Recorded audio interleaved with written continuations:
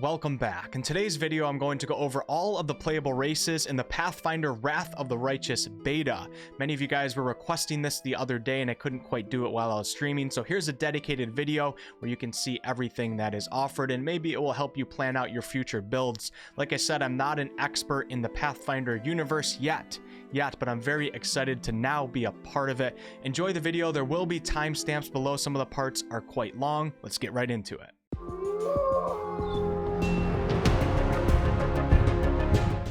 In the Pathfinder Wrath of the Righteous beta, you can choose between one of 12 races: human, elf, dwarf, gnome, halfling, half-elf, half-orc, Aasimar, tiefling, Oread, Dhampir, if I'm saying that right, and for all the furry lovers out there, the Kitsune. And we'll start this video off with none other than the human. So humans get a +2 to 1 ability score of their choice in character creation. If we take a look at the ability scores tab, you'll notice in the bottom left that you can add that +2 to one of the 6 abilities, which are very similar to the D&D abilities. Humans also gain a bonus feat right away at level 1. Now, feats in this game are similar to the D&D feats in terms of what they do, but it seems like there's a lot more of them, and they're also a lot more common because all characters will gain feats as they level up. Humans will get a bonus one right away at level 1. Humans also get a racial feature called Skilled, which will give them an additional skill rank at first level, and one additional rank whenever they gain a level. Humans in many games tend to be good at a lot of things, but most oftentimes don't specialize in one thing. In Pathfinder, the fact that you get to add that +2 to 1 ability score of your choice makes the human a much better choice. Next up is the elf. Elves gain keen senses, which will give them a +2 to perception checks. They also get elven magic, which gives them a +2 racial bonus on caster level checks made to overcome spell resistance. They also get a +2 racial bonus on knowledge arcana skill checks made to identify the properties of magic items. All elves will get elven immunities, which gives them a +2 racial saving throw bonus against enchantment spells and effects, and they're also immune to magical sleep effects. Elves will be proficient with longbows, long swords, rapiers, short bows, and any weapon that has the word elven in it will be treated as a martial weapon. Next up is my personal favorite, the dwarves' skull. Dwarves are slow and steady, which means they have a base speed of only 20 feet, but the good thing is that their speed is never modified by armor or encumbrance. They also gain a +4 racial bonus to their combat maneuver defense when resisting a bull rush or trip attempt while standing on the ground. They're a stable, hardy race. They also get a racial feature called Hardy, which gives them a +2 racial bonus on saving throws against poison, spells, and spell-like abilities. They get defensive training, which gives them a +4 dodge bonus to armor class against monsters of the giant subtype. They get hatred, which gives them a +2 racial bonus on attack rolls against humanoid creatures of the orc and goblinoid subtypes. They also get a +2 racial bonus to perception checks, and they're proficient with battle axes, heavy picks, war hammers, Warhammers, and any weapon that has the word dwarven in it will be treated as a martial weapon. Gnomes also get keen senses, which is a +2 racial bonus to perception checks. They get hatred towards reptilian humanoids, which gives them a +1 bonus on attack rolls against humanoid creatures of the reptilian and goblinoid subtypes. They get defensive training against giants, just like the dwarves, which gives them a +4 dodge bonus to armor class against monsters of the giant subtype. They get a +2 racial saving throw bonus against illusion spells and effects. They get gnome magic, which gives them a +2 to the DC of any saving throws against illusion spells that they cast. They are obsessive, which gives them a +2 racial bonus on knowledge world checks. And they also get slow movement, which gives you a base movement speed of 20 feet, but they are not slow and steady like the dwarves. Next up is the halfling. Halflings are fearless, which gives them a +2 racial bonus on all saving throws against fear, and this bonus stacks with the bonus granted by halfling luck. Halflings have slow movement, which is a base movement speed of 20 feet. Halflings are sure-footed, which gives them a +2 racial bonus on athletics and mobility checks. They get that +2 racial bonus on perception checks, and they get the famous halfling luck, which gives them a +1 racial bonus on all saving throws. Next up is the half-elf. Half-elves, like the humans, get a +2 to 1 ability score of their choice. If we take a look at character creation, there it is once again. They also get elven immunities, which makes them immune to magical sleep effects and gives them a +2 racial saving throw bonus against enchantment, spells, and effects. And they have adaptability, which gives them skill focus as a bonus feat at first level. And on to the half-orc. Half-orcs, like the half-elves and humans, get a +2 to 1 ability score of their choice in character creation. They also are skilled like the human, which gives them an additional skill rank at first level and 1 additional rank whenever they gain a level. Half-orcs are intimidating, which gives them a +2 racial bonus on persuasion checks when used to intimidate due to their fearsome nature.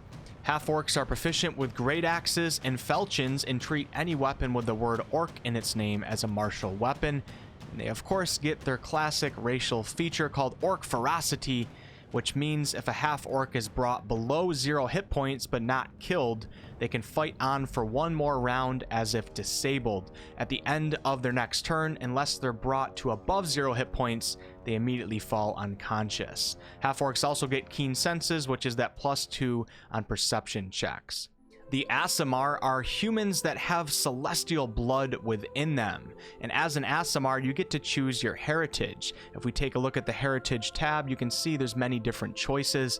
As an Aasimar that doesn't exactly know where their powers come from, they get a +2 racial bonus to wisdom and charisma, and a +2 racial bonus on persuasion when used for diplomacy and perception checks, and they can use the Searing Light spell once per day. You can choose Angelkin as your heritage, which gives you a +2 racial bonus to strength and charisma, and a +2 racial bonus on lore, religion, and use magic device checks can use the lesser restoration spell once per day. Emberkin get a +2 racial bonus to intelligence and charisma, and a +2 racial bonus on lore, religion, and knowledge arcana checks, and they can use the burning arc spell once per day. The Idlekin get a +2 racial bonus to constitution and charisma, and a +2 racial bonus on lore, nature, and perception checks, and can use the summon nature's ally spell once per day. The Lawbringer get a +2 racial bonus to constitution and wisdom, and a +2 racial bonus on persuasion and perception checks, and they can use the hold person spell once per day. The Muse Touched get a +2 racial bonus to dexterity and charisma, and a +2 racial bonus on persuasion and mobility checks, and they can use the Glitter Dust spell once per day. The Plume Kith get a +2 to dexterity and wisdom, a +2 on mobility and athletics checks, and they can use the invisibility spell once per day. As you guys can see, the Aasimar is a very versatile race, kind of like the human, and you can play many different classes with them. And the opposite of the Aasimar are basically the Tieflings, which are humans that have fiendish blood within them. As an Aasimar, you'll get Fiendish Resistance, which gives you resistance 5 to cold, electricity, and fire. They also can choose a heritage, and the list is quite long, but I'll go through it anyways. I don't want to skip anything in this video. As a Tiefling, you can be a Beast Brood Tiefling, which gives you a +2 to dexterity and charisma in character creation, a -2 penalty to wisdom, and a +2 racial bonus on perception and persuasion when used for bluff checks. They can use the blindness spell once per day and gain a damage reduction 2/piercing. Vault Spawn get a +2 racial bonus to dexterity and wisdom with a -2 penalty to intelligence. They get a +2 racial bonus on knowledge arcana and knowledge world checks. They can use the Hideous Laughter spell once per day and also gain a +2 racial saving throw bonus against enchantment spells and effects. The Foul Spawn Tieflings get a +2 racial bonus to Constitution and Wisdom with a -2 to Intelligence, and they also get a +2 racial bonus on Lore, Religion, and Persuasion when used for Intimidate checks. They can use the Cacophonous Call spell once per day and gain a +1 racial bonus on attack rolls against Clerics, Inquisitors, and Paladins. The Grim Spawn Tieflings get a +2 to Dexterity and Intelligence with a -2 to Wisdom. They get a +2 racial bonus on Trickery and Persuasion when used for bluff checks. They can use the Frigid Touch spell once per day and have Acid Resistance 5. Hellspawn Tieflings get a +2 to Constitution and Wisdom and a -2 to Charisma. They get a +2 racial bonus on persuasion when used for diplomacy and perception checks. They can use the Scorching Ray spell once per day, and they do not suffer a penalty to their charisma if they have levels in Sorcerer or Eldritch Scion of an Infernal bloodline. Hunger Seeds get a +2 to Strength and Wisdom with a -2 to Charisma and a +2 on Persuasion checks. They can use the Invisibility spell once per day, and they gain a +2 racial bonus to Combat Maneuver checks and Combat Maneuver defense. Motherless Tieflings get a +2 to Strength and Wisdom and a -2 to Intelligence. They get a +2 racial bonus on Mobility and Lore nature checks. They can use the Blur spell once per day and gain a secondary bite attack that deals 1d6 damage. Pitborn Tieflings get a +2 to Strength and Charisma with a -2 to Intelligence. They get a +2 on Trickery and Perception checks. They can use the Stone Call spell once per day and gain a +2 racial bonus on all rolls to confirm critical hits. Shackleborn Tieflings get a +2 to Constitution and Charisma, a -2 to Wisdom, and a +2 racial bonus on Mobility and Persuasion when used for Intimidate checks. They can use the Web spell once per day, and they also get a +1 natural armor bonus to Armor class. Spite Spawn Tieflings get a +2 to Dexterity and Charisma and a -2 to Intelligence. They get a +2 racial bonus on Persuasion when used for Diplomacy and Knowledge World checks. They can use the Sound Burst spell once per day, and they add a +1 to the DC of any saving throws against enchantment spells that they cast. And if you're a Tiefling that's unsure of where their powers come from, you get a +2 to Dexterity and Intelligence and a -2 to Charisma, and you get a +2 racial bonus on Persuasion when used for Bluff and Stealth checks. They can use the Resist Energy spell once per day, and they do not suffer a penalty to their Charisma if they have levels in Sorcerer or Eldritch Scion of an Abyssal or Infernal bloodline. Next up is the Oread, which are humans who have ancestry that has a touch of an elemental being of Earth somewhere along the line. You can tell that they're quite short, kind of like dwarves. They get slow movement, which gives them a base of 20 feet, but their speed, like the dwarves, is never modified by armor or encumbrance. They also get a +2 to perception checks, and they have energy resistance, which gives them acid resistance 5. And they have Acid Affinity, which gives them a +1 racial bonus to DC on acid spells. And you also get to choose a heritage as an Oread. The choices include Gem Soul, which gives you a +2 to Strength and Charisma and a -2 to Wisdom. And they can use the Color Spray spell once per day. The Iron Soul Oread gets a +2 to Constitution and Wisdom and a -2 to Dexterity. They can use the Lead Blade spell once per day.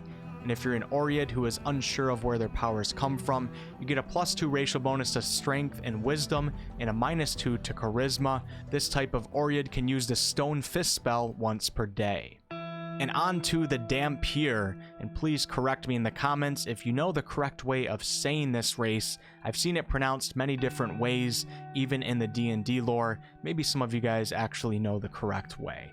Dhampirs are half-living children of vampires birthed by human females. Some say that it's the result of a human female and a vampire getting it on, while others say that it's possible that a pregnant human female could get bit by a vampire and then her child will become a Dhampir.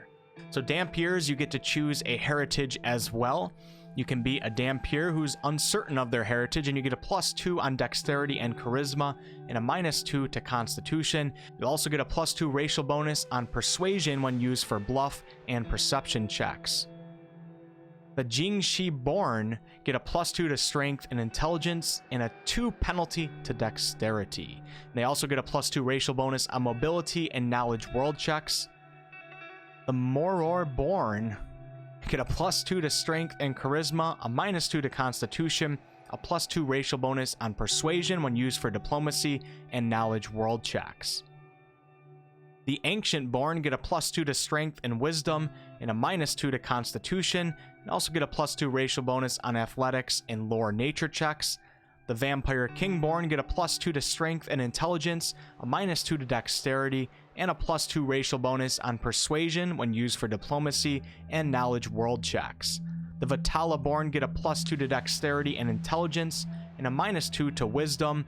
They also get a +2 racial bonus on Stealth and Use Magic Device checks. And last but not least are the Kitsune, otherwise known as the Foxfolk. As a Kitsune, you also get to choose a heritage, and currently there's only 2 choices. You can be a Keen Kitsune, which gives you a +2 to dexterity and intelligence, and a -2 to strength. Or you can be a Kitsune that's unsure of how they became a Kitsune, I guess, and you get a +2 to dexterity and charisma, and a -2 to strength. And that is it for the 12 races, guys. As time goes on, I'll make sure to study this game and all the rules and mechanics and learn about the lore, and hopefully bring you guys some more in-depth videos and guides.